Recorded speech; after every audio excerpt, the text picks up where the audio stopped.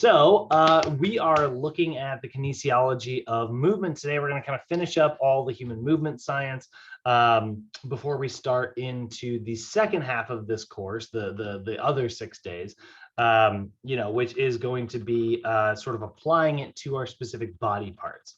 So we'll start getting away from the book a little bit and getting a little bit more into the movement side of things. So we'll be looking at foot and ankle complex, the knees, the lumbar-pelvic hip complex, all of these specific joints. But in order to understand why those are the muscles that we're studying, or why they're doing what they're doing, we need to understand some of the general principles first, and that's where we are headed today. So purpose of today's lesson is to give you guys an understanding of how the kinetic chain actually works, how it produces movement, and how it learns those movements. So we want you guys to have a pretty good understanding of what force actually is, the difference between like force and the difference between like velocity and things like that. Arguably the most important concept of the day we want to understand is going to be length tension relationships. So super excited to talk about that, but basically the length that a muscle is at and how it can produce the most amount of force. Force velocity curves, which is always good if you're training athletes, because that's going to help us understand explosive power. Force couples, how muscles work together. Leverage, which is all of those levers that I talked about earlier. And then that arthrokinematics stuff right at the end again, understanding that all of our joints are sort of linked together, and if you're affecting one of them, well, you're kind of affecting all of them. And then we'll end everything up today. Our last little bit is going to be actually almost a little bit on coaching, which is going to be motor behavior, motor control, and motor learning, which is really just all your motor behavior. Motor behavior is like how we are sort of learning these movements. And so when it comes to coaching people, you want to make sure that you are, getting their brain and I should say their conscious brain and like all of the unconscious stuff to sort of work together, So if we are describing human movement, we have to be, our human movement system has to be aware of its relationship to its environment. That's both going to be like internal and external, right? So what I mean like internally is like your brain has to know how long your muscle is, and it has to know how much force it's working against, or at least how much force it feels it's working against, right? And so this awareness of its internal environment and its awareness of its surrounding, that's where our proprioception comes back, right? You guys know I spent a bunch of time talking about proprioception when we talk about the nervous system. It's probably one of our most important concepts in the realm of training, because again, it's your body's spatial awareness, right? Like if I told you, actually, I think this kind of happened the other day. It was the evening session, but I don't have any. Oh, actually, yeah, Danny, this kind of happened the other day, right? We were at the park and we were trying to meet up, and John was trying to like meet up with the group, and I couldn't direct him to where we were because I thought he was in a completely different part of the park. And I was like, oh yeah, you need to head away from the road and you need to take a right here. And that's not where he was, because I misunderstood where, I misunderstood like where he was. So I gave him bad directions and I was like, where is it? And we were totally lost, right? That's kind of what happens in your body. If you have bad information going to the brain, well, then your brain's going to make the wrong decisions on how to move. And that happens a lot, for those of you who have been in person with us before, you'll know that how often I tell somebody to like do like a specific stretch, like kind of a specific way, right?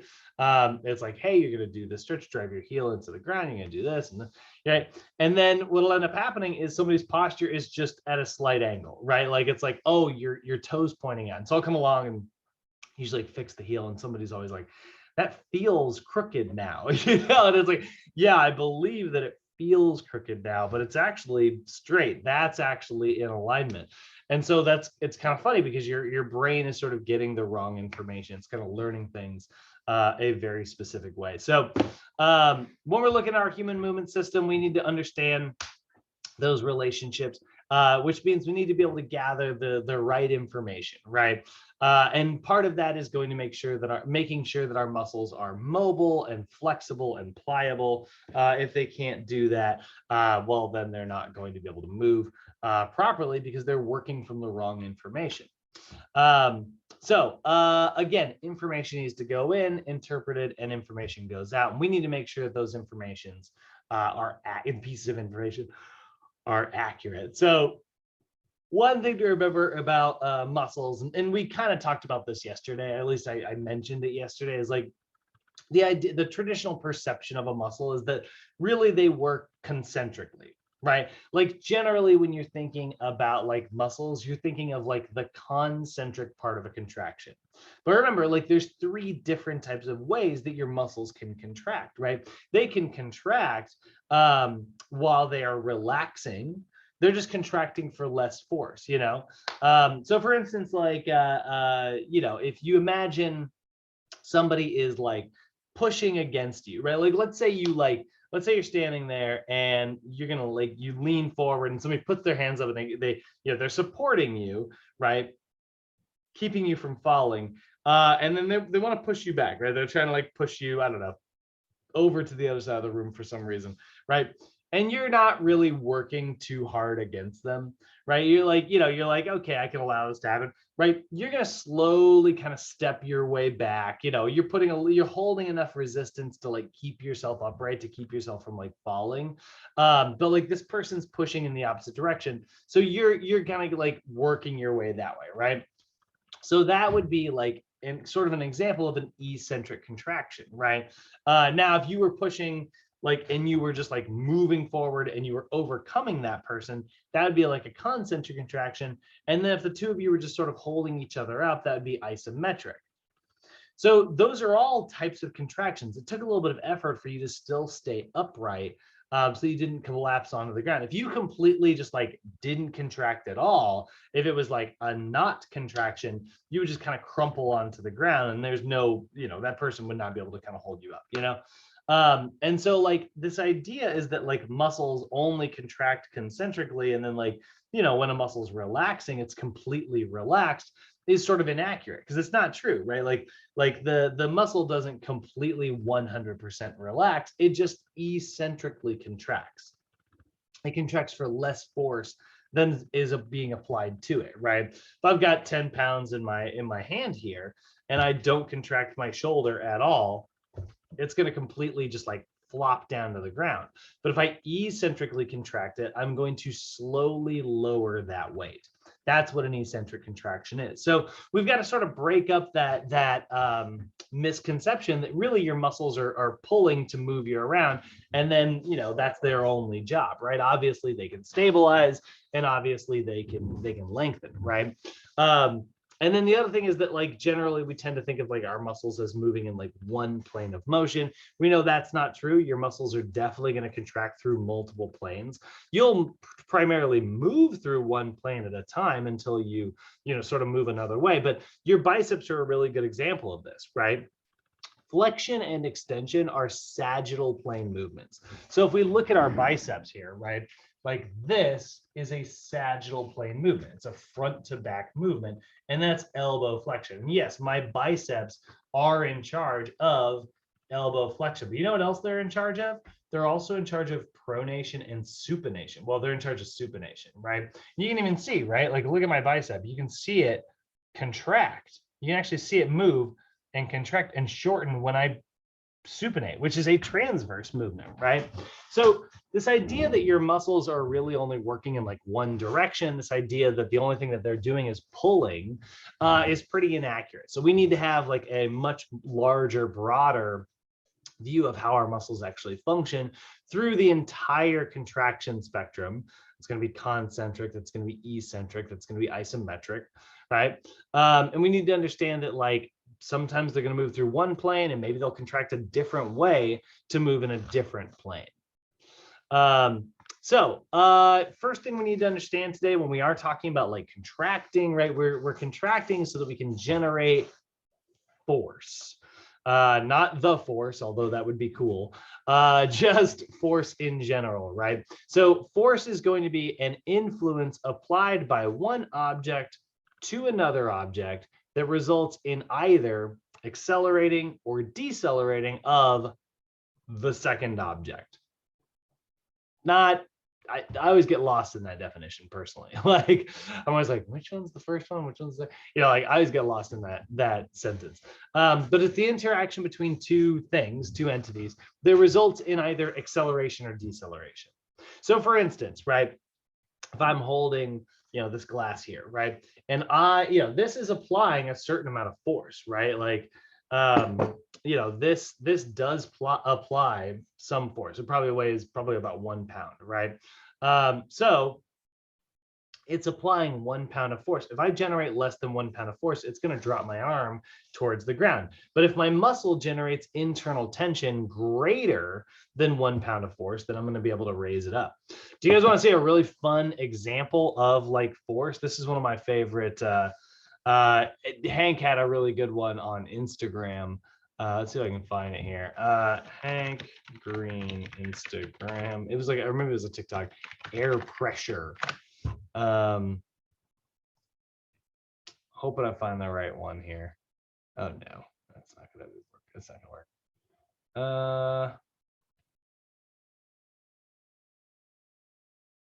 Trying to check like the dates because it should have been. The butter is air. I don't know what that means. Yeah. Oh yeah, this is perfect. So here we go. This is kind of a fun. This is a really weird explanation, but like this is a good example of like how you can actually see force in action, and how it's applying one to the other.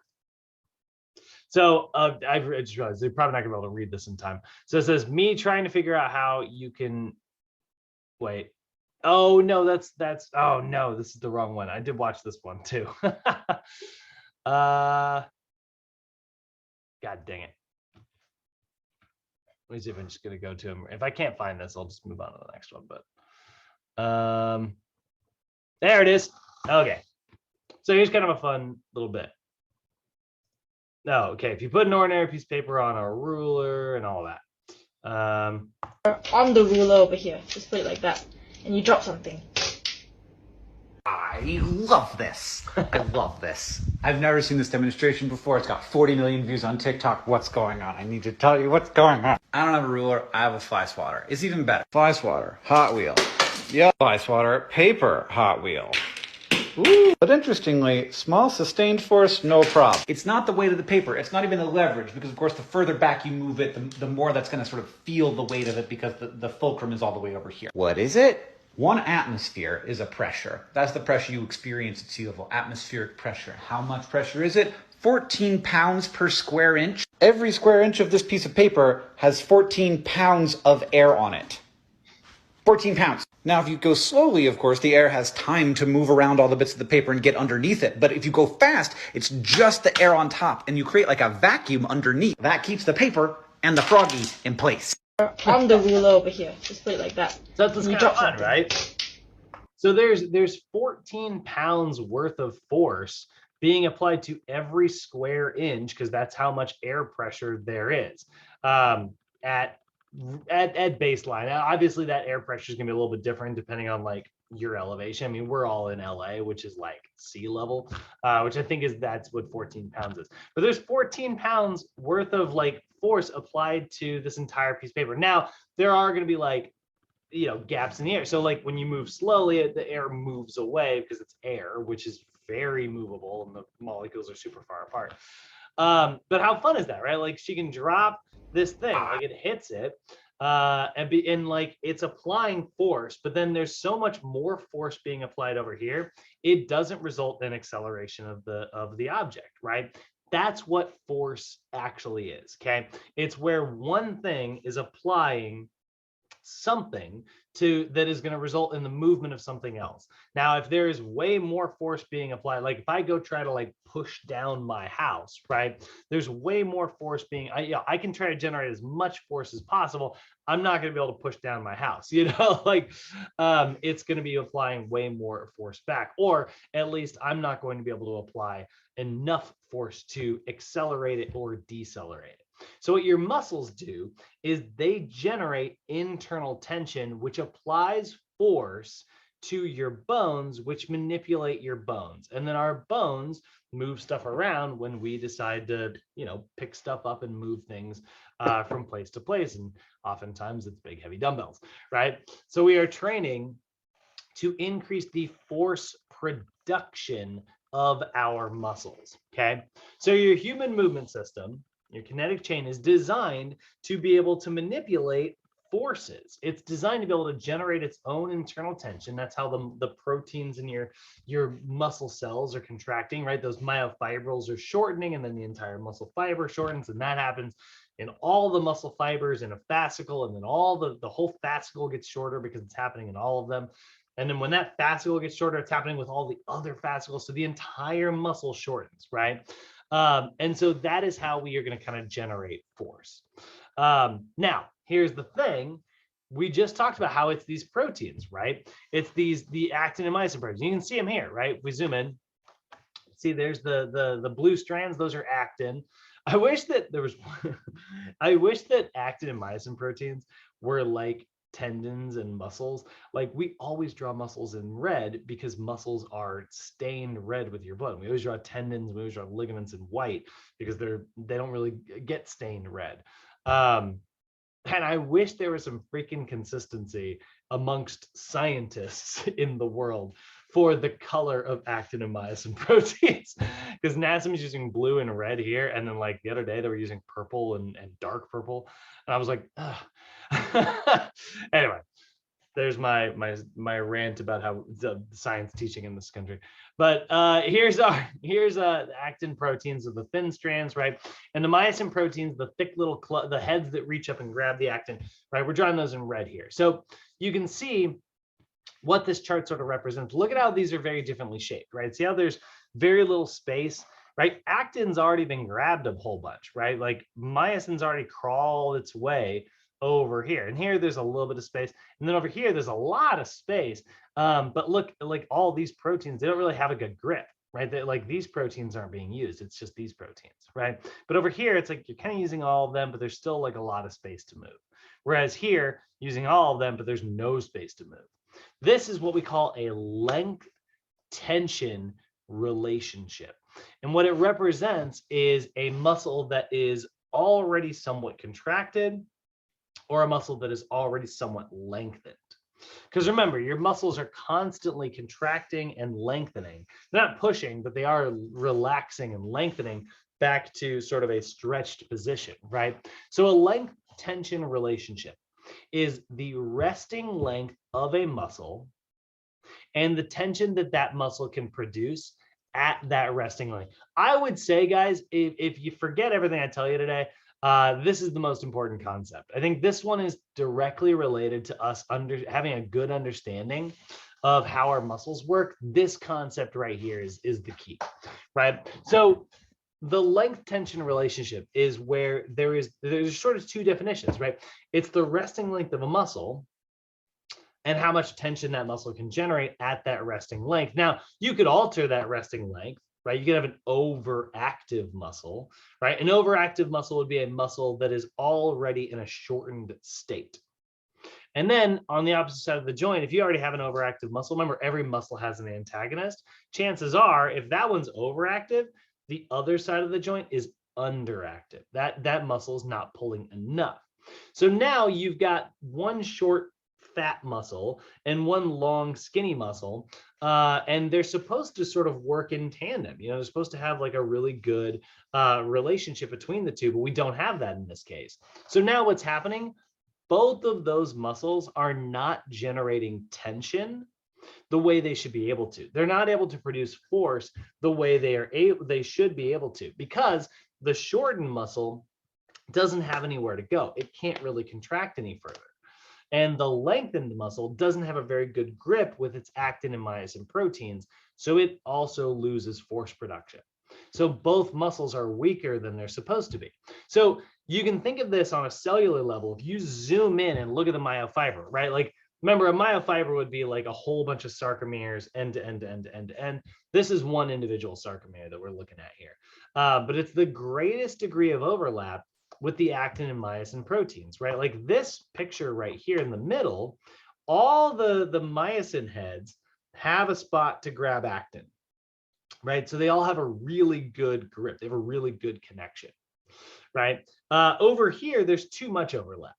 You know, there's not any room to actually contract. It's already kind of contracted. So it can't really produce very much more force. And then over here, it just doesn't have a very good grip.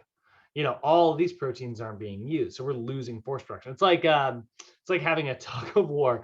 And then like, you know, you line everybody up, and then like your last three guys at the end of the tug of war, they're at the end of it, and they're like, we don't have any rope to grab. So they're just standing back there in line, and you're pulling as hard as you can because maybe you're in the front of the line. You're like, we're losing. You look back and like they're not doing anything. Like that's kind of an underactive muscle, right? So that's what we're seeing in this length tension relationship, right? We've got one side of it that's over shortened, and we got one side of it that's over lengthened.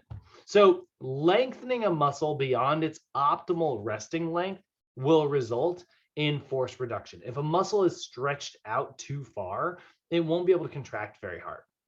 It loses strength. And then also shortening a muscle beyond its optimal resting length will also result in force reduction. So here's sort of a dirty thing about the industry. And I guarantee you guys are probably going to fall into this because I fall into this all the time as well. Let's take a look at length tension relationship in another diagram here. We'll look at the length tension relationship here. And that one's really good. And I'll pull that picture up in a second. Overactive, underactive muscle. So here's the classic chart that we use to kind of describe this, right? This is sort of my browser's going slow. So here's kind of, this is the classic image here, right? Here you've got an ideal length tension relationship on both sides, right? The length is really good, so it can generate a lot of tension. The length is really good, so it can generate a lot of tension, right? But over here, we've got an overactive muscle on one side, we got an underactive muscle on the other side. So here's the trap that you guys will probably fall into, that I fall into all the time, which honestly is okay for our clients. A lot of times you can see this contracted muscle, it's pulling the joint this way, right? It's not sitting up, it can't swing equally in both directions anymore. This one's pulling too much. So a lot of times I will describe it to my clients when I'm trying to get them to like understand this concept. I usually will say, you've basically got one muscle on one side of the joint that's too strong, and you've got another muscle on the opposite side of the joint that's not strong enough, right? You guys have probably heard that explanation before. Trainers use it all the time. We say it all the time. We're like, yeah, you got one muscle that's contracting too much, one that's not contracting enough, one that's too strong, one that's too weak. And that explanation works really well. It paints a really clear picture in your client's head. So honestly, if you keep using that explanation, I've got nothing against it. I think that's actually a very good explanation. The problem is it's not actually scientifically accurate. Like the idea that this muscle is too strong is totally inaccurate. This overactive muscle is weaker than it can be. Now, don't get me wrong, it is contracting for more than this muscle, but it's still at an altered length tension relationship. The fibers, and you can see it here, are all bunched up, right? Like the fibers are all bunched up. So this muscle cannot generate as much force as it should be able to.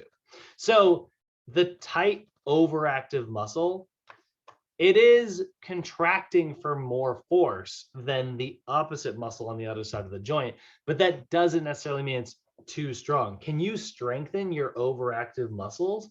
Yeah, absolutely. You just don't want to make sure that they get super turned on and are contracting for more than the antagonist muscle, which is why we usually put the emphasis on strengthening the antagonist. A lot of times we got to jump to the other side of the joint, right? Let's say we look at what's happening here on the right. This is a muscle imbalance, right? See the overactive muscle here, the underactive muscle here. Let's say we got a client whose knees are caving in during a squat, right?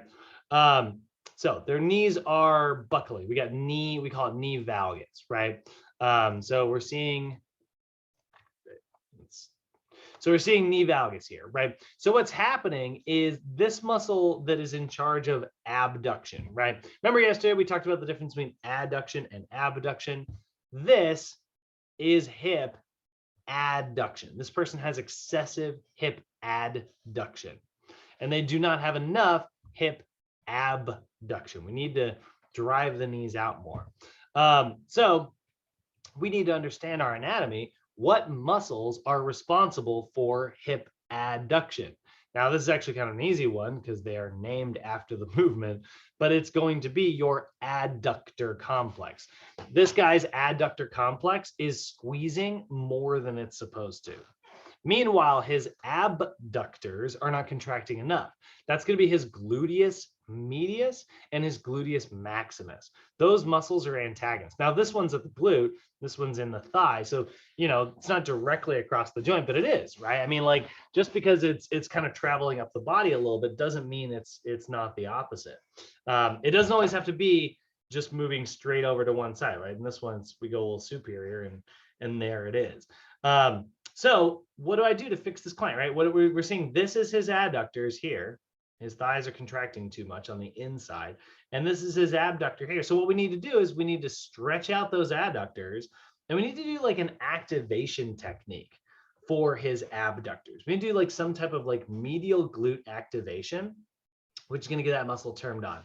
I'd probably do something like a clamshell, right? Clamshell is going to be a really good exercise for contracting his medial glute. So put him on a GIF of this.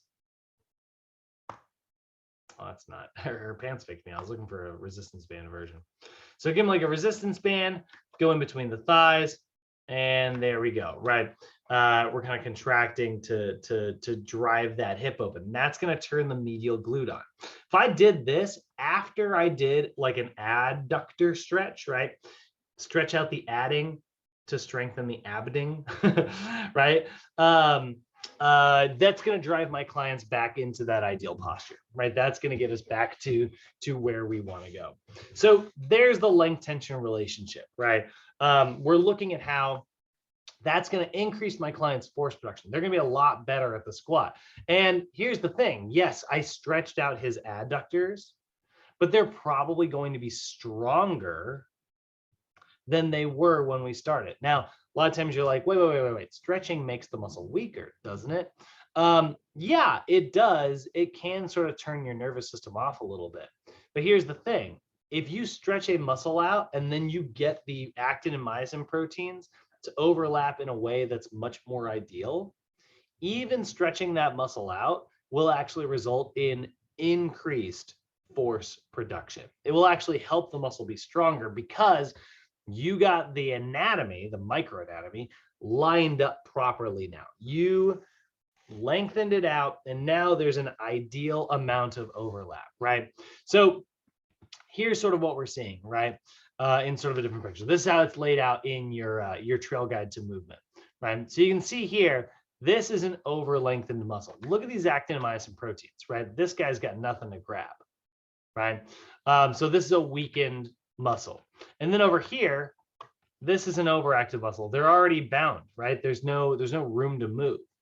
So what we want to do is we want to stretch out this muscle here, the shortened overactive muscle. And we need to activate through doing like an activation technique, our underactive muscle. Now, you guys aren't to capstone yet, but this is going to be a very big concept when you guys get to capstone because it's a huge part of corrective exercise. And what you'll see is NASM has They call it the CEX model. It's the corrective exercise continuum. Yeah, corrective exercise continuum. And it looks like this. It's basically a flow chart for what you're supposed to do with your clients to fix their posture. So you'll see it's this sort of 4-step process, right? You do this inhibit, you inhibit, then you lengthen, then you activate, then you integrate. I'm going to go ahead and make this a little bit clearer though. So here's sort of the entire continuum, right? We inhibit, we lengthen, we activate, we integrate, and it goes in this order, right? You're going to move, from here into here, whatever. I can just click that. From here to here, and you're gonna go from here to here. It kind of goes in this order during your session. And then finally, you'll go from like here to here, right? Like this is the order you want to do things in. You start by inhibiting, right? And I'll actually put one here just to like start everything off.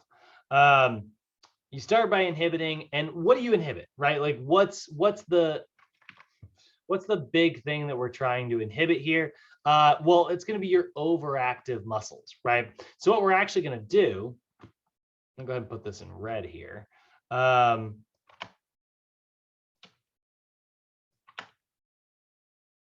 Is you're going to inhibit these overactive muscles that you might have. So that's the stretch side of things, right?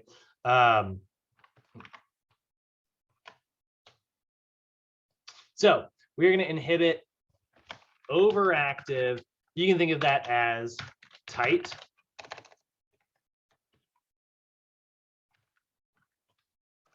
muscles. Okay. That's what we're working on this side of the joint.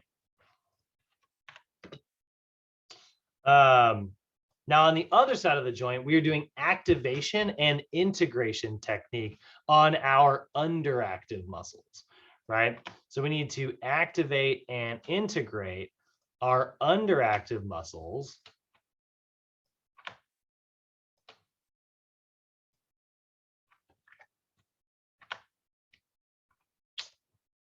which are weak, right? So these are underactive or weak muscles.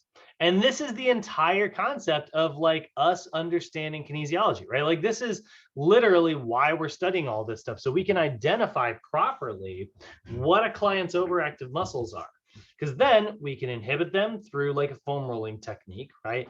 Massage or anything like that. Then we can lengthen those muscles out by following it up with a stretch for the same muscle that we just worked on. Then we can activate the muscles on the other side of the joint, and then we can integrate those muscles with the rest of the body so that your brain understands how to use it much more effectively, and it sort of increases overall coordination. So this is going to be what corrective exercise is when you guys get to capstone. It's going to be this understanding of this 4-step process, inhibiting into lengthening, switch to the other side of the joint, activating and integrating, right? So go back to our client whose knees are caving in, which I totally closed and didn't keep open even though I meant to. Let's go back to that client whose knees are caving in, right? We know that when it comes to their posture, I'm going to try to, this is going to be horrible, but I'm going to try to draw like a little guy squatting, right? So here's like his pelvis, right? It should be sitting level, right? And then like his hip joint, right? The knees are kind of caving in like this, right?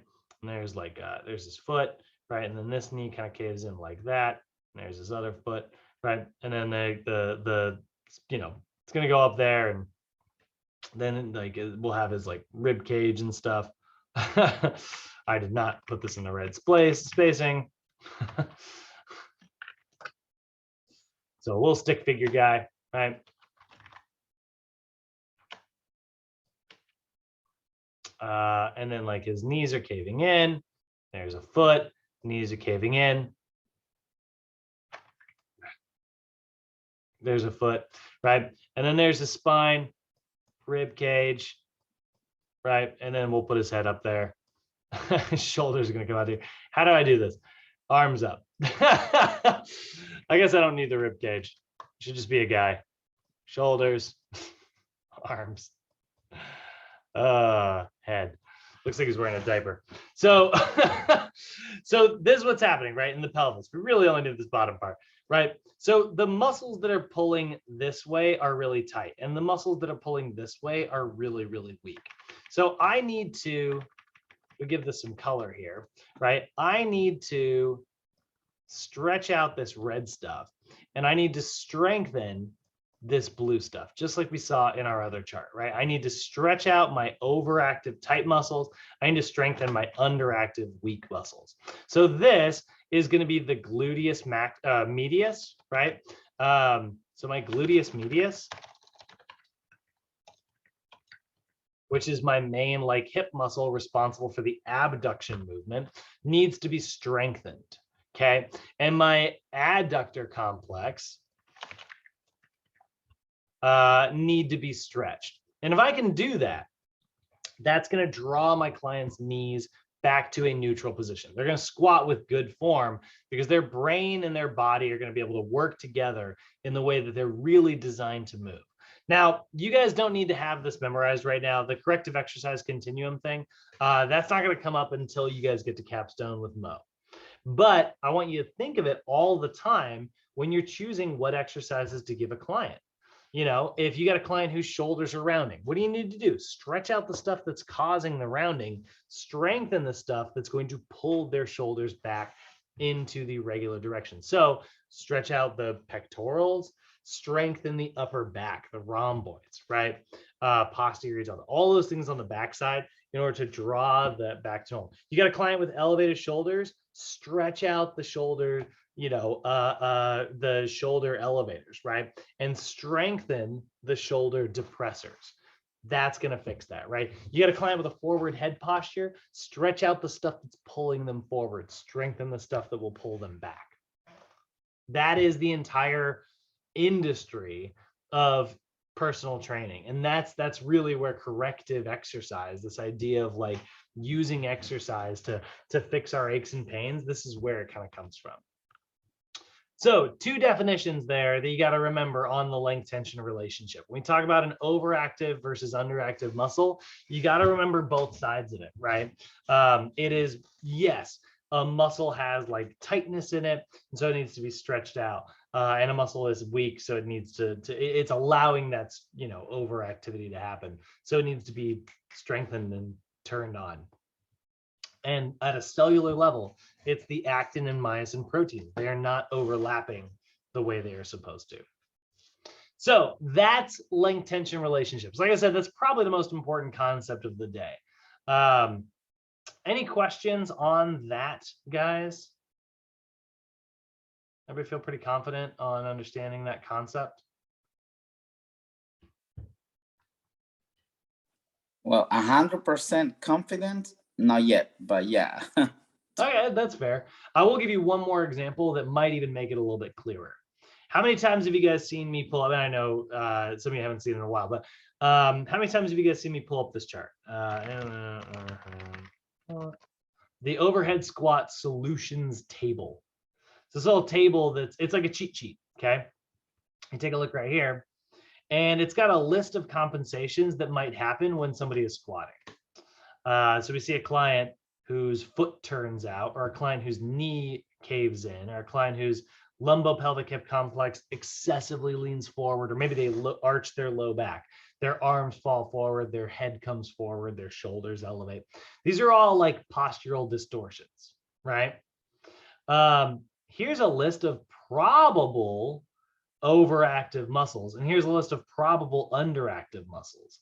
This is the list of what this is doing all the work of the anatomy and you know, kinesiology for you. There's our client whose knees are caving in, right? You know what's overactive or tight that needs to be stretched? The adductor complex, just like I got done saying a second ago, right? And then over here, the probable underactive muscle, there's the gluteus medius. Now, there are other muscles on this list. I was being very reductive and keeping it very simple for our example, but there's a list of like all the muscles you need to stretch, and there's a list of all the muscles you need to strengthen, right? So if we take that and we go over here, right? It literally builds our workout for us, right? We'll go ahead and put our warm up here in red because that's our tight muscles, right? So we're going to warm up with a little bit of SMR for the adductors. There's our inhibit. Then we're going to do a static adductor stretch. Cool. There we go. My warm up is written, right? Throw them on the treadmill for 5 minutes, get their blood pumping. Now I need to strengthen. I need to movement prep.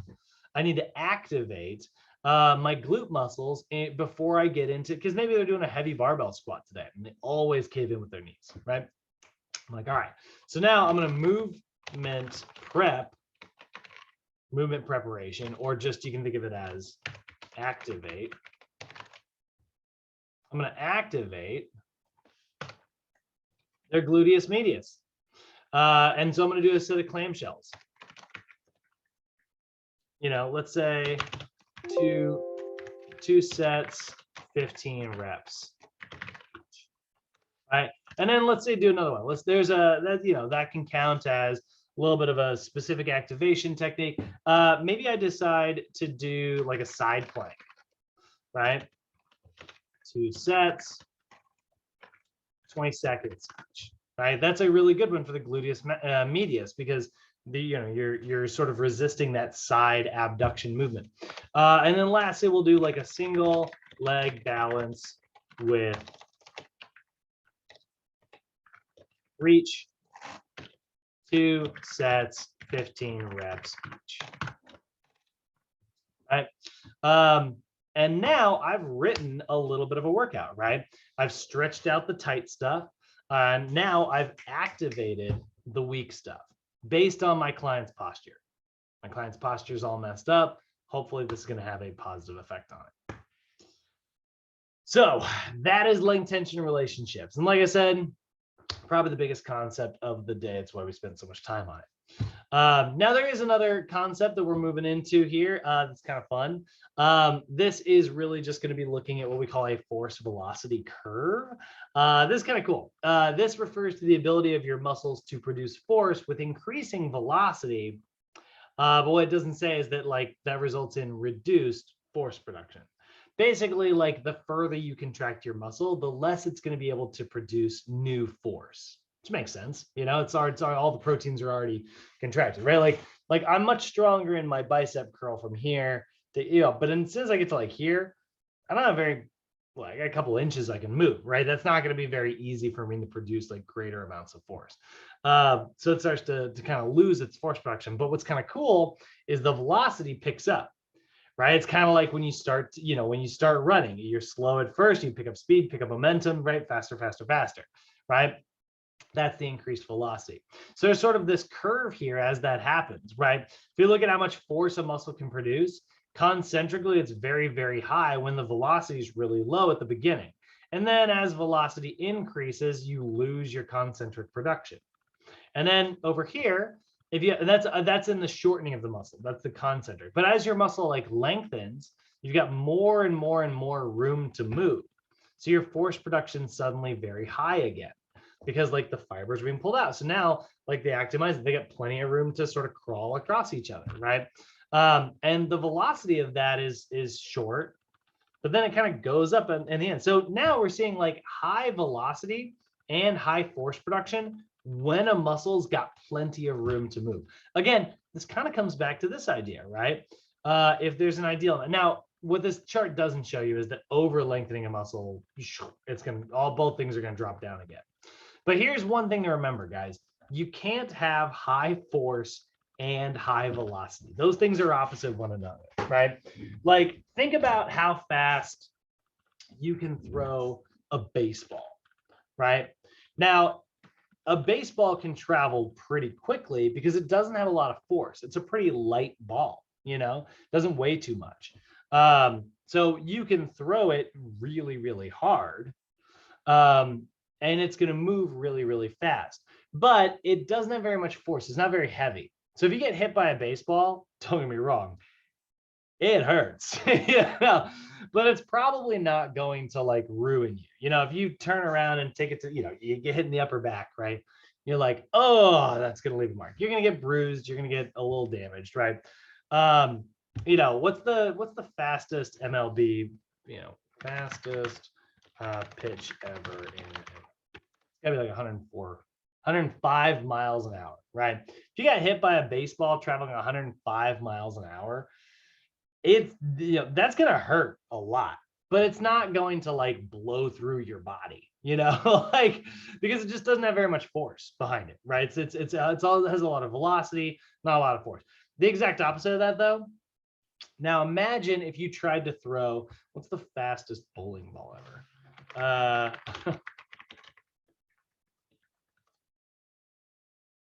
100 miles an hour. Okay, that's actually still really fast. And those two examples are a little bit too close together.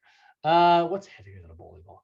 I guess a bowling ball is like relatively large. It doesn't actually weigh all that much. It's like 12 pounds. Picture like a boulder. Picture like a really, really, really, really big boulder. You know, weighs like 300 pounds, right? So you find in your yard. So that boulder has a lot of force, but if you try to move it, you're going to roll it very slowly at a time. It's not going to have very much velocity. Okay. So it's also, you know, maybe not going to do the most damage, like, because it doesn't have very much velocity, right? So you roll that boulder over, picks up a little bit of momentum rolling downhill, and you're like, ah, and you grab it and hold it, right? It'll hit you kind of hard, but like for the most part, you're fine because it didn't have very much speed. But now picture a world where that boulder is traveling as fast as that baseball, right?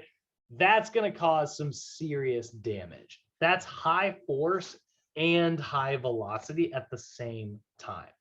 That's actually what we're referring to when we're talking about something's power output.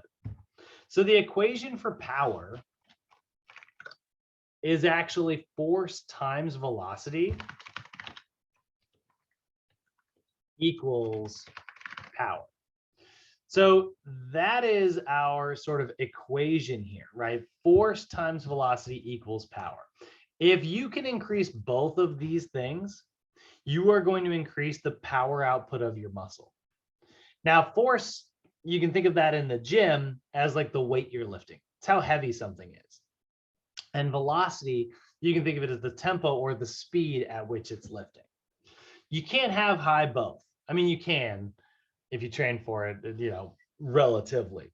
But like nobody in the world's ever going to be able to lift their 1 rep max as fast as they can lift like their 20 rep max. You know what I mean? Right? Like if I can lift like 100 pounds once, right? And I lift 20 pounds, I can lift that 20 pounds way faster. So if we want to increase our force output, we actually need to be able to, if we're trying to shift this force velocity curve, we need to train for high force and we need to train for high velocity. And since we can't have both at the same time, we need to do them separately. So what I'm going to do is I'm going to train for high force by throwing a ton of weight on the bar, right? And I'm going to do a low number of repetitions. I'm going to train for high velocity by doing no weight on the bar, or, you know, a body weight exercise, or at least just a light version of the same movement. And I'm going to do it as explosively as possible. Train for high velocity. If I can do that, I'm going to shift my entire force velocity curve. And basically this whole chart that we see here, I'm just going to take these two blue lines. I'm just going to raise them both up, you know, and that's going to give me a lot of both. I'm going to raise them up and to the right. Now, the other thing that we need to understand is that we got to understand like how the actin myosin proteins are overlapping here, right? During a concentric contraction, you got to remember the muscle fibers are shortening. Eventually, they're going to hit a wall, right? They can't shorten any further. So as the velocity of a concentric muscle contraction increases, its ability to produce force decreases because like it's running out of like proteins to overlap with, right? Overlapping actin filament interferes with the ability to make more cross bridges, right? Can't contract any further. But as the velocity of an eccentric contraction increases, its ability to produce force increases. Because like, here's the thing, right? An eccentric contraction is the proteins pulling apart, right? You are lengthening the proteins, which gives them all this room. Think of it as like if you were jumping off of, jumping a gap, right? You wouldn't, if I had to jump over a gap right here, I wouldn't like stand at the edge and then try to jump over it, right? What I'm going to do is I'm going to take a little bit of a run up, right? I'm going to like, okay, I got to jump over this gap here. So I'm going to take a couple steps back, and that gives me a run, and now I can jump over it, right? There's sort of a preload to the jump. That's the eccentric contraction, right? I lengthen out a little bit so that I can shorten forward. This is one of the reasons why we want to pay attention to what's called a stretch shortening cycle. A stretch shortening cycle describes how a rapid eccentric lengthening of the muscle gives us a much more powerful concentric shortening of that muscle. So let's say I'm trying to throw something overhead and I've got my arms here. I don't have very much room to move, but if I take them down here and now everything's stretched out, I've got a lot more room to move. I can create a much more powerful concentric reaction. Now, there is also something that's kind of cool about stretch shortening cycles as well, which is that they are a stretch reflex. Remember reflexes from when we talked about the nervous system? You touch something sharp, your nervous system goes, ah, and it pulls you back the other way. That's called a spinal reflex. Stretch reflexes are an example of that. When you rapidly stretch your muscle, your brain kind of thinks that you're about to rip that muscle in half. It's like, oh no, we're going to tear. So then what it decides to do is it actually contracts in the opposite direction, right? Like if I rapidly stretch my chest right there, you can kind of see how my arms kind of bounced forward, right? By rapidly throwing my arm back, it kind of naturally bounced this way in the opposite direction. That's because, and my chest feels like tingly right now from doing that. And it feels that way because it was like rapidly stretched. And so my brain went, whoa, and it contracted the other way. So it didn't overstretch and tear my pectoral muscles. So it contracted back. We take advantage of that in sports all the time. That's why we jump explosively before, we throw our arms down, right? I'm always trying to tell people, I see people in group exercise classes doing squat jumps like this all the time. I see them doing like this kind of thing where they throw their arms down. You see that all the time. They throw their arms this way as they're jumping this way. And I always tell people, like, no, you get it backwards. You want to throw your arms down when you go down and throw them up when you go up. Because if you throw them down, it rapidly stretches you faster. And then also when you throw them up, your momentum of your arms might carry you a little bit higher as well. So that's the stretch shortening cycle. We're trying to take advantage of this force velocity curve by sneakily overstretching our muscle really rapidly, which causes our muscle to want to contract back the other way, and that increases our force. Our power output. It increases the force and velocity. Now, speaking of force, one more thing we got to look at force couples. Now, force couples are, we've been very simplistic so far. We've really only been talking about like one muscle at a time, like doing this thing, right? Gluteus medius adductors, right? It's good. Unfortunately, that's not exactly how your muscles work. We're a little bit more complex than just one muscle doing one job. So we have force couples. Force couples are the synergistic action of several muscles working to produce movement around a joint. So it is the synergistic action of many muscles working together. So for instance, your rotator cuff is really a perfect example of this. Let's say you want this bone here, your scapula, to swing, right? And then you want this bone, your humerus, to also swing, right? We're trying to create this sort of swinging action here, right? If you're going to do that, you want to make sure that you have several muscles pulling in different directions. So here you can see there's our lower trapezius. It's going to pull down like this. Meanwhile, the middle trapezius is going to pull up like this, and the upper trapezius, pull to the middle like this. Upper trapezius is going to pull up like that. And at the same time, the serratus anterior, which is on the front of the body, is going to pull like that. So that's going to create this swinging action. If you've ever moved a couch, right, you don't just, it's much harder to simply like try to thread it through the door with both hands down here because you're only able to apply force directly up, right? But if you take one hand here and the other one over here, that allows you to pivot it much easier, right? If I go here, the only way I can pivot something is if I just pull up here and relax this one, but I can't relax my arm down any further, right? So now I got to move from my spine, which is going to make me work a lot harder. So if I'm carrying this couch and I place one hand underneath here and the other hand here, I can spin because now I've got leverage up here with this hand. And that's going to make it much easier for me to spin, right? So the perfect example of a force couple, honestly, the example that like most people are always using is like a steering wheel, right? If you drove with a, your knuckles like this the whole time on your car, you don't have very much control over that steering wheel, right?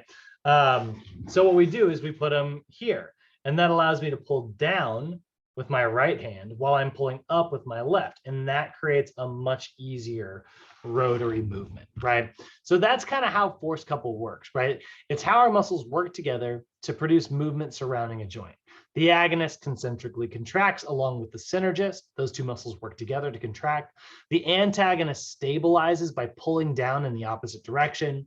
And then the stabilizers are also kind of creating stability, fixating the joint and neutralizing other muscles in order to kind of hold everything in the right position there.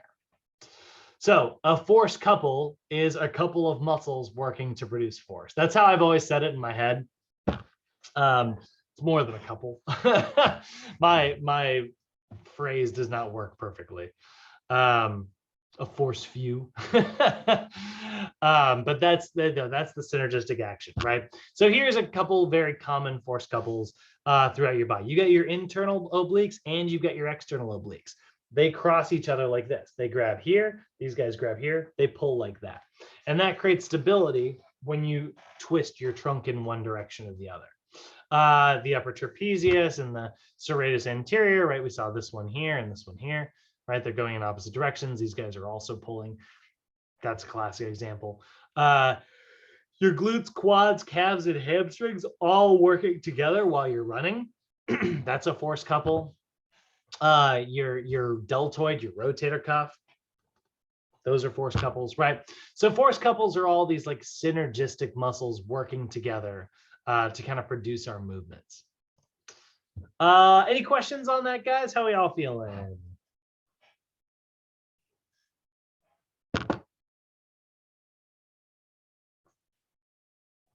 Seems like we're doing pretty well.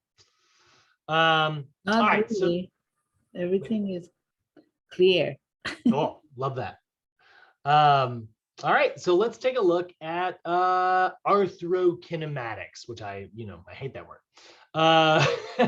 Let's take a look at joint motion, right? Let's take a look at how our bones are actually working. So this is where I warned you guys a little bit earlier. NASM is kind of all over the place with their definitions here. It drives me nuts. So we are going to move through a series of levers. And here's the other part about this. This stuff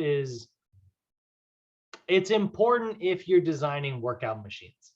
But honestly, it's not as important for us. There's one key principle that I do want you to understand at the very end of it, though. So we'll move through this relatively quickly. But when we talk about like your bones, right, they're going to move about an axis. An axis is also sometimes known as a fulcrum. Okay, so an axis is where something pivots, right? So if I've got one hand here, right, and I put another bone here, right, and I go like this, my elbow here, where it's actually pivoting, that's my fulcrum. That's my axis. Okay, so every one of your joints, those are your axes, right? The bones are the levers. They're the big long rod. And then they pivot about where the bones meet, right? So my palm, right? We got an axis. I got a fulcrum here, which is my finger, and another fulcrum, right? And there's an axis here, here, here, and here. And so I can move the entire thing and kind of curl it, right? And that's what we're seeing. So bones are the levers, joints are the axes for the levers to move. You've got the muscles, which are applying effort. Right, your muscles are generating internal tension, so they're going to apply effort on one side of the lever or the other side, right? And then you've got a resistive force working against the effort. So a resistive force goes in exactly the opposite direction of the muscle every time, right? Your muscles are working against this.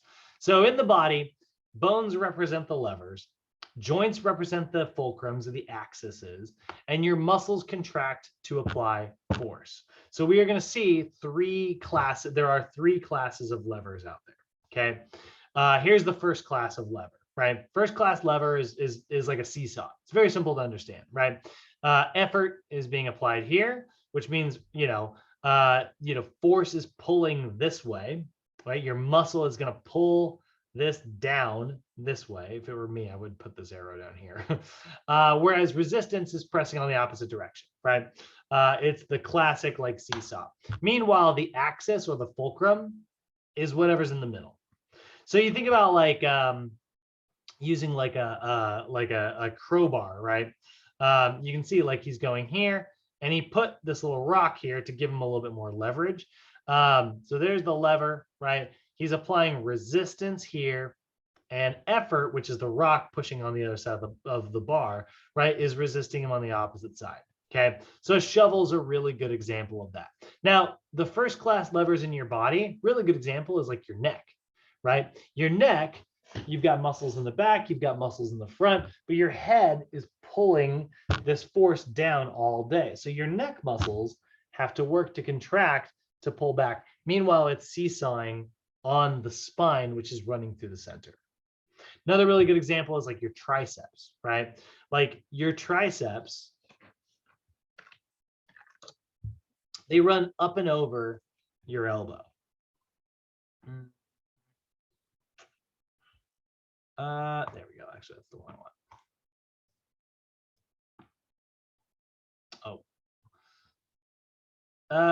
You can kind of see it. It's white. Let me zoom in like crazy. Do you guys see how the tendon wraps around the elbow?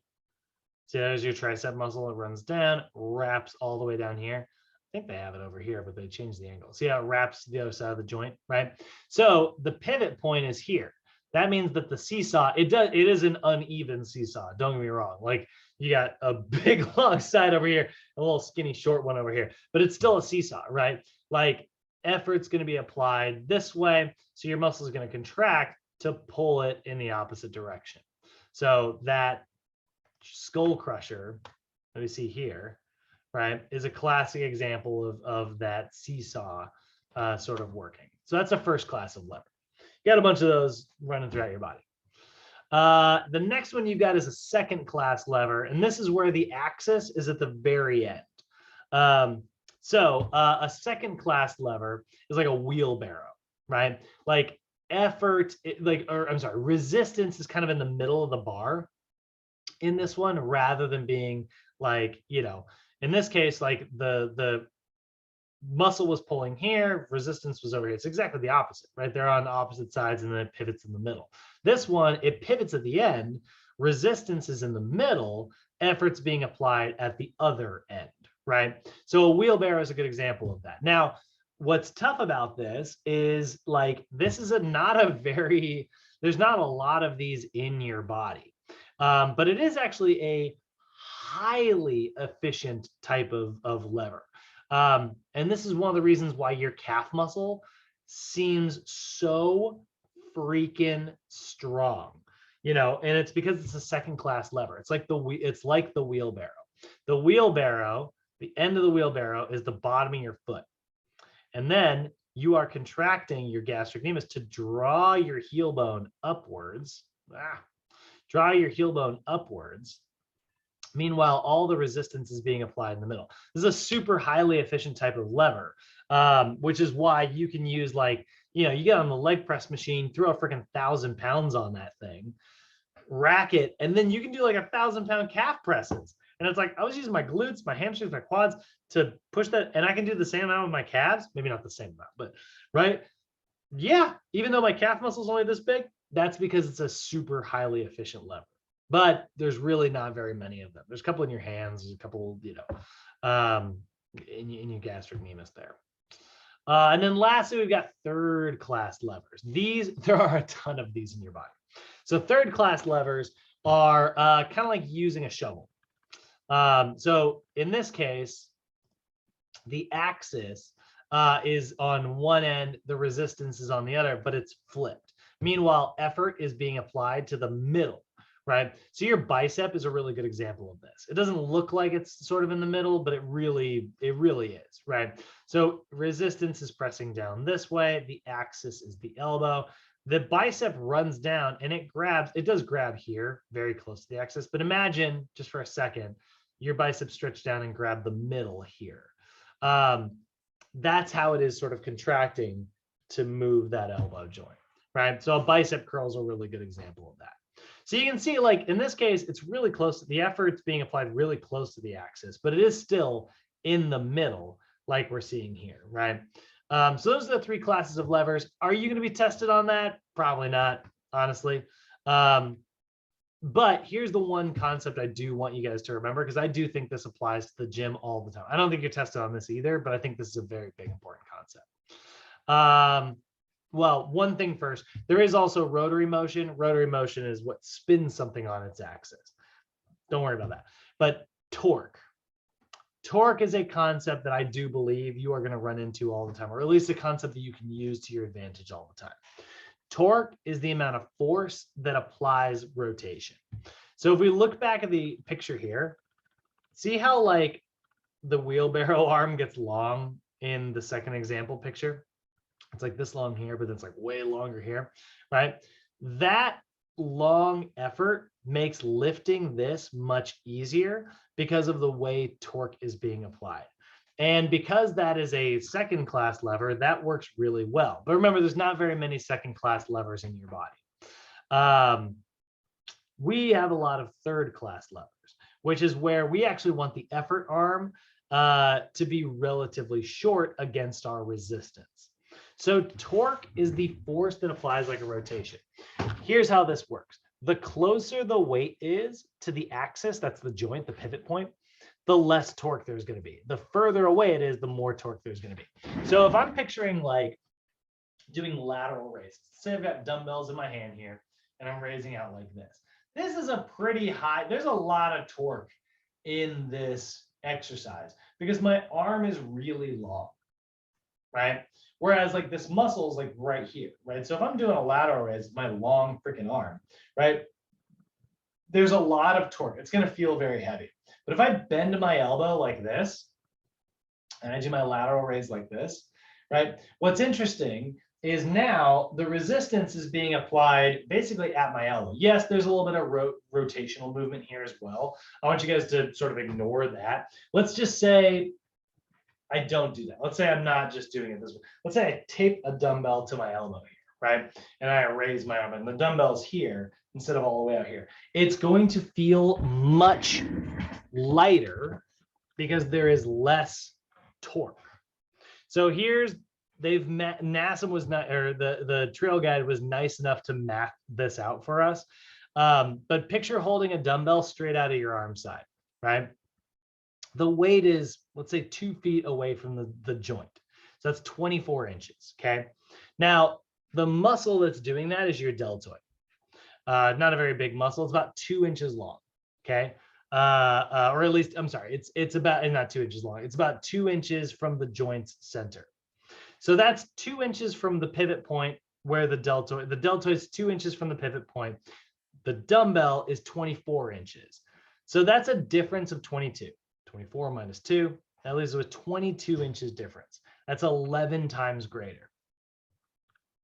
It's a lot of torque, right? But now we bend our elbow and we do it this way, right?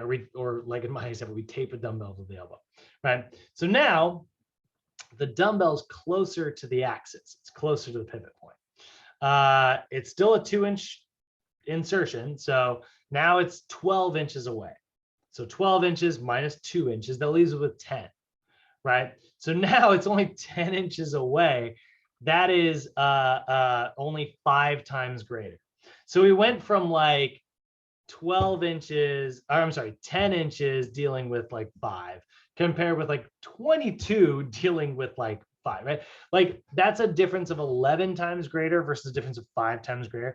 There's less torque. So in the example that we just used, the amount of resistance was reduced. So we can use this principle very easily to regress exercises for our clients, right? The reason doing a push-up like this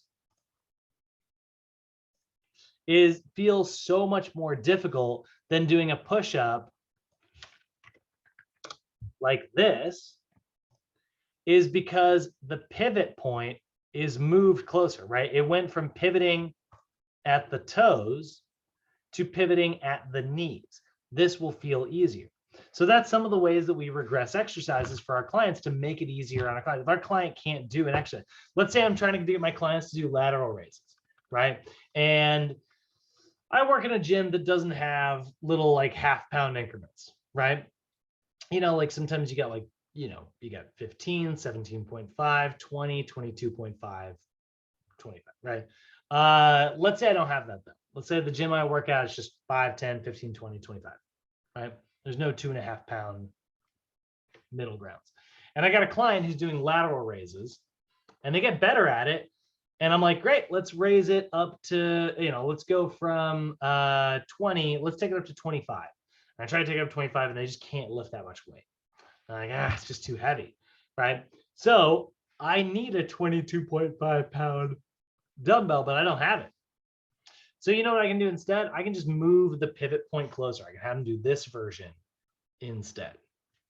Now, chances are that's actually going to make a huge difference. I'll probably have to use 30 pounders at that point. But that is one way to sort of regress in between things. If I got a client who's trying to move from like push-ups here to push-ups on their knees to full-on push-ups, I might need to regress or move things around and just change the angles a little bit. Those changes in angles are going to make a really big difference. This is why, again, proper form sort of exists, right? We are trying to teach our clients how to move in the most efficient way possible. A funky angle is going to change the weight of the exercise. It's going to make it feel much, much, much harder. This is actually one of the reasons why you see like this is getting more and more popular nowadays. This massive arch on the bench press that you see people do. It's because it actually like shortens the lever and it makes it easier to press way more weight. It also trains the muscles differently, so I'm not a big fan of that personally. It's one of those things that, like, you know, if you're trying to set a record, it's like, yeah, you did, but that's like me dunking using a trampoline. It's like I did it, but nah, you know. All right, so final main concept of the day. Let's take a look at our motor behavior. So motor behavior is kind of fun, right? Motor behavior is the motor response that your muscles are going to have to the stimuli that it's receiving.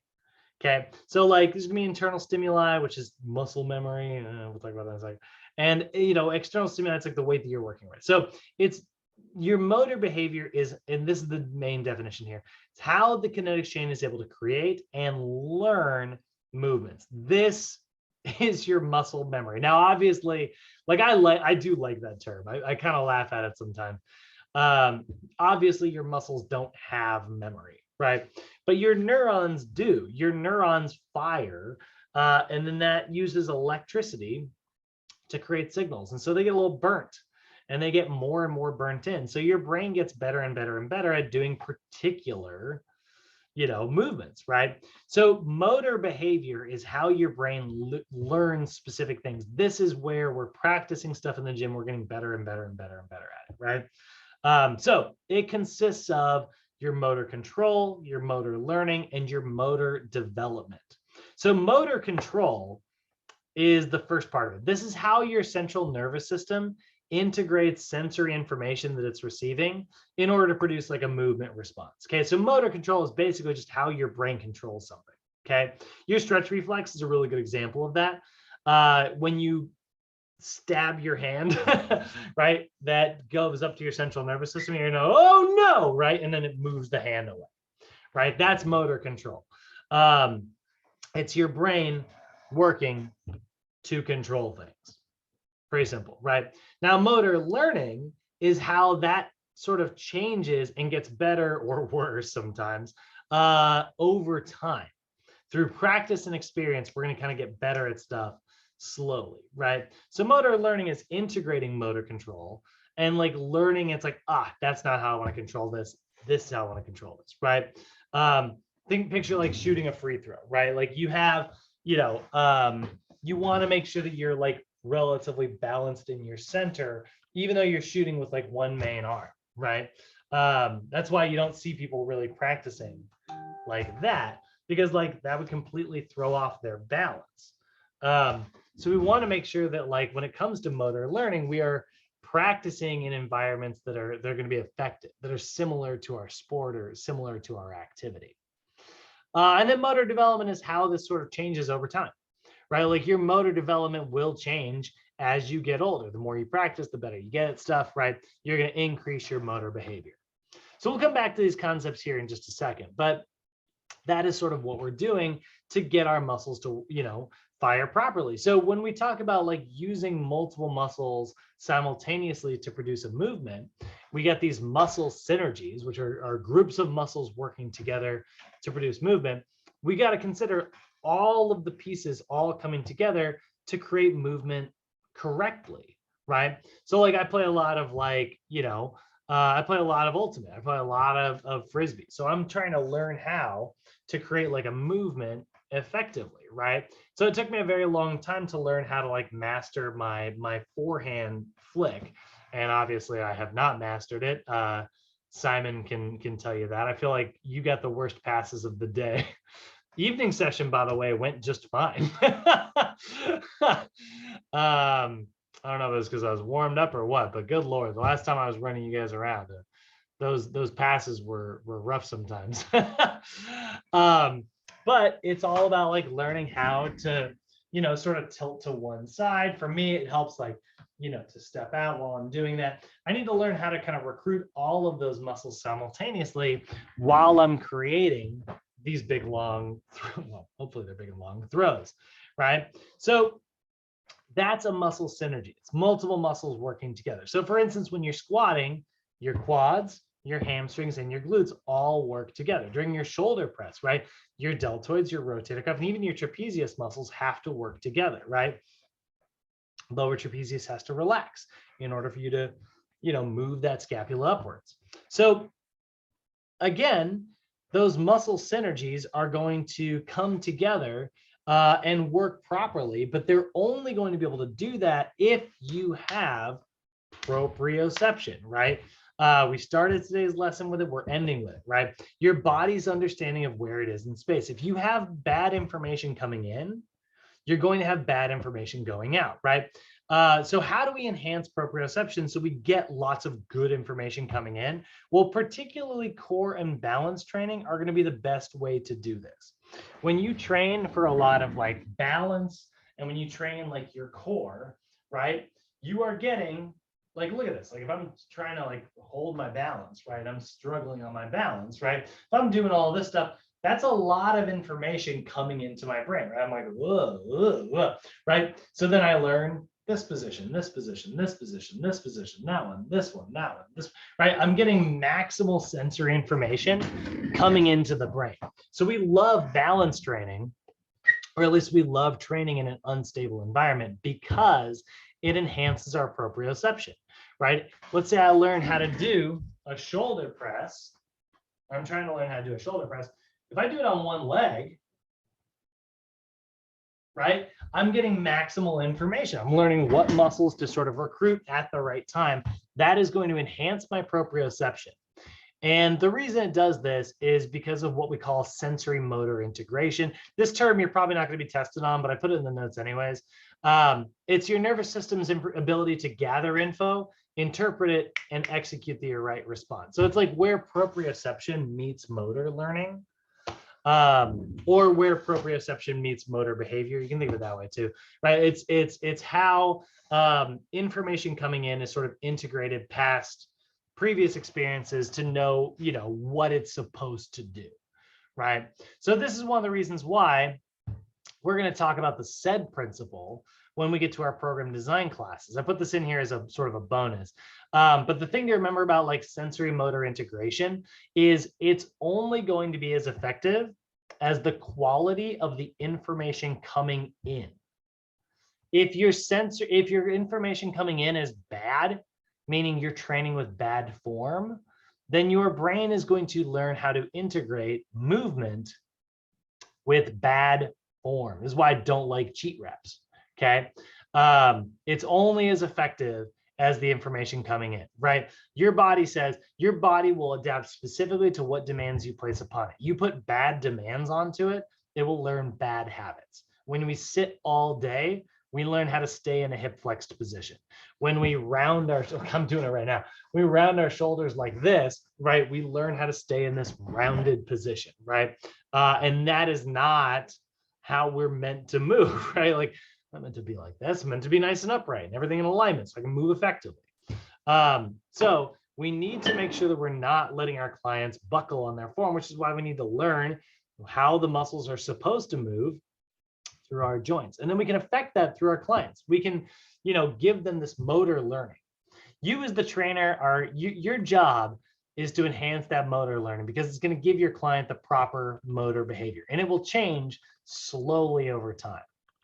So how do we enhance motor learning? We're going to use feedback, right? Feedback is literally, it's what you think, right? It's sensory information coming in where it gives us that sensory motor integration, right? Now there are a couple different types of feedback, right? There is you saying like, your knees are caving in, push your knees out, right? That's external feedback, but there is also internal feedback. Internal feedback is sensory information used by the body, and it's your body monitoring itself and feeling itself, right? This is one of the things you really want to encourage when you're coaching your clients, guys. And those of you who have been with me, you've probably heard me say this, but you want to encourage your clients to feel the difference, to take notice of that internal feedback, right? So I'll often tell my clients, I'm like, do you feel how that's different than what you were doing before? And they go, yeah, that does feel different. I'm like, okay, remember this feeling. This is what we're going for. This is where I want you to get next time. So that enhances their internal feedback, which is going to make my coaching much more effective. Now, there is also external feedback. External feedback is provided from an external source. You as the trainer, you're an example of external feedback, right? A heart rate monitor, right? How many times have you guys been for a run? If anybody ever has used a heart rate monitor, or if you've ever just used like tracked your speed, you go for a run or something and you're like, I'm killing it today. And then you look and you notice that like you're much slower than you were last time. You're like, what? Oftentimes we are sort of fooled by our feelings, right? They feel, this is where external feedback is really helpful because it's very objective. It's very measurable. So external feedback could be a fitness professional. It could be a mirror. You think you're doing it right. You look over in the mirror like, oh, my knees are caving in, right? Or it could be a videotape, right? And so external feedback is going to kind of split into two different sort of versions here, right? There's going to be what we call the knowledge of results. This is used after a movement is over to let your client know about like whether or not they did it properly. And then there's also knowledge of performance, which is information about the quality of the movement. So like an example of knowledge of results would be telling a client like, hey, that was good. But then like knowledge of performance is like, hey, you did a good job of keeping your feet externally rotated. Did you feel that difference? And now you've got knowledge of performance, or you got knowledge of results, which was, hey, you did good. Knowledge of performance, which is like why it was good, was your feet were turned out at a proper angle. And then we encourage them to feel internal feedback by saying, do you feel how that's different than what you were doing before? So did I see feet turn? I meant knees push out. Either way, right? So we want to make sure that our client doesn't become fully dependent on only external feedback. We do want to make sure that they are feeling the internal feedback and taking sort of control over this as they get better and better at it. So a lot of stuff today. We did talk about like how everything is sort of working together. There was a lot of like understanding of like how muscles are moving our bones, but it is at the end of the day, we come down to this motor stuff. It is all under the control of your nervous system, and it's only going, your movements are only going to be as good as the quality of the information coming in, which is why it's so important for us to make sure that we are getting our client to feel and take notice of their movements, right? When they do something properly, encourage them to feel how that's different than what they were doing before. And if you do that, slowly over time, they're going to get better and better and better at moving properly. And that is about it, guys. That's all I got for you today. Do you guys have any questions before I let you go? It was short today, Brad. Right, it is. Yeah, we got like 15 minutes out early. Compared to our normal. But yeah, any questions? Can you just explain a little bit more about the summary, the whole, I mean, it's going to be a lot, but just like a very short, like what exactly in all these that you just teach us today is more important to, and we can use it more. Yeah. I think I know what you mean. So the big through line, the most important thing that I would say, like if you forget everything I told you and you only remember one thing, this length tension relationship stuff is probably the most important. Because like if you have an altered length around a muscle, yeah, let's say a muscle's overly shortened or a muscle's overly lengthened, it's going to feel very normal to you. You're just going to feel like that's just how I move, right? But we know that like that if that muscle's overly shortened, if we lengthen it out and you start to feel, oh my gosh, that's so much better. I feel so much looser. I feel like I can move properly, right? That is your actual mobility, right? That is getting you back to a neutral posture. So then your brain can learn that movement. So take notice of that, right? Foam roll the muscle, then stretch that muscle out, then flip to the other side of the joint and activate it. When you do that, and then you take a moment to like recognize that, that is going to make all this other, the motor learning, the motor behavior, much more effective. So you talk about like being more active and like what was that? Forgot. Say it again. Okay. Like overactive and underactive muscle that you're talking about? Yeah, so our overactive muscles, we need to mobilize them by getting them more flexible.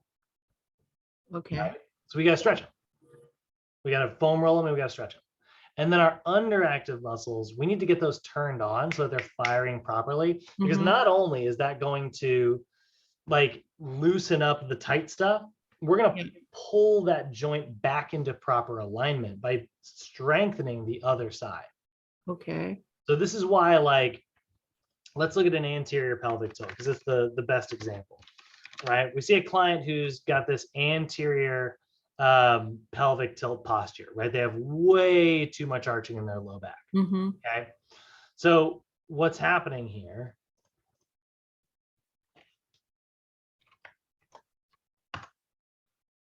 Yeah, that's exactly my question. So what's happening here, right, is that we've got tight muscles. We'll put the tight muscles in red, right, that are pulling down like this. Yeah. And we've got weak muscles.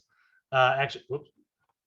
So we got tight muscles here, and we got a tight muscle also here, right, on the other side. So like both of these are pulling too much.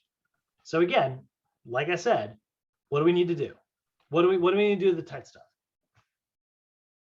Tell me. So that means the posterior is overactive and anterior is underactive, right? So both of these are overactive. Both the red ones are overactive. Oh, these are tight muscles. What do I do to tight muscles? We have to strengthen the right? Am I right? Did you say strengthen? Yes. No, we don't need to strengthen overactive muscles. They're already overactive. Oh, so stretch them. There we go. Yes, we need to stretch the muscle that's overactive. Overactive. Right? Okay. Again, it looks like this.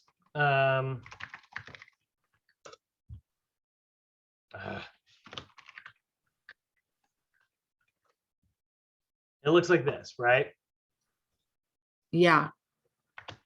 We don't need to strengthen that, right? If I strengthen it, it's just going to pull this bar even further and the muscle is going to get even bigger, right? Oh, What I need to do is I need to strengthen this. It's on the other side of the joint. So this muscle needs to be stretched. stretch. So This- overactive is always stretching. All And underactive is strain. black and white, birds fly, fish There you swim, go. grass is green, sky is blue, stretch your overactive muscles. These are all Okay. facts, universe, right? Okay. Yeah, stretch them. Okay. And then flip to the other side of the joint. So now we go back to this anterior pelvic tilt, right? This is pulling up, this is pulling down, that's causing the tilt. So what do we need to do? We need to do the opposite of what's happening. So in blue, my underactive muscles, what I need to do is I need to strengthen those. Mm-hmm. So I need to get my underactive muscles to do what this muscle is doing instead. That's going to pull my pelvis this way. I need to get my underactive muscles here. So that needs to be strengthened. So overactive muscles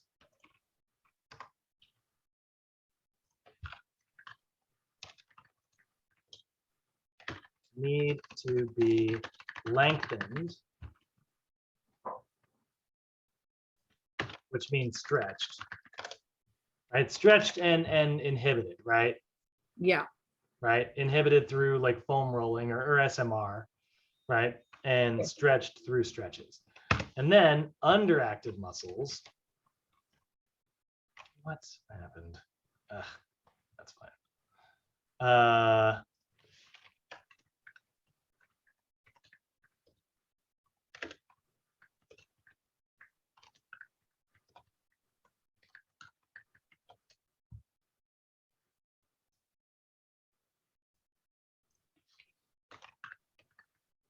So underactive muscles need to be activated, right? Or strengthened, right? So in this case, the example that we're seeing here, I'm just going to go ahead. I don't need this second half of this. Actually, I guess I can. Hello. Hold on one second. I'm sorry. Hold on. So then what I need to do is this muscle here, that's the erector spinae. Okay. In this example, I'm going to go over this in later classes, but in this case, it's the erector spinae that needs to be lengthened or stretched, right? This example here, this one is the gluteus maximus and hamstrings. So those need to be strengthened. Gushka. And then this over here, this is our abdominals, which need to be strengthened. And this one here. Hello. Hello. Hold on. Is our hip flexor. Marjan, you're still on. Okay, there we go. Marjan. Just so you know, you're unmuting every now and then. So that's our. Sorry, Brad. We need to strengthen our abdominals, glutes, and hamstrings. We need to stretch our erector spinae and hip flexors. They're antagonists, right? These are antagonists to each other. These are antagonists to each other. So that's the understanding of the length tension relationship. When we do that, it restores how we are meant to move. So when it restores how we're meant to move, our brain can then learn the movements effectively. It can learn the movements the way it's supposed to. And then we just get better and better and better at that movement. We're less injured, we're more effective athletes, everything. And that's like I said, that's where we started today. And that's where we're going to end today. Okay. I already took a picture of what you said, and I'm just going to practice more. I definitely would, if I practice more, read more, I would get it. Well, remember, Thank you yes, so it's much. your fourth day, but also don't forget, like we got it recorded. It's on Canvas. You can watch this again, right? You email it to us? What? Did you email it to us? Not yet. No, okay. it's recording right now. So I will email it tonight at 5:30. Yeah, for sure. Okay. It'll definitely go out. So at around 5:30 every day, it'll go out. It'll be on Canvas, or it'll be on YouTube. There's remember, like you read my emails, right? Yeah. Like, it's got the link, it's got the attachment, it's got you can go to Canvas, it's on YouTube, like the videos in 3 different places. Okay. So. All right. Thank you, Brad. Cool. Good job, guys. Any other questions, guys? Anybody else? Or Marjan, if you get another question, everybody No, feeling good? I'm good. Thank you. Cool. All righty.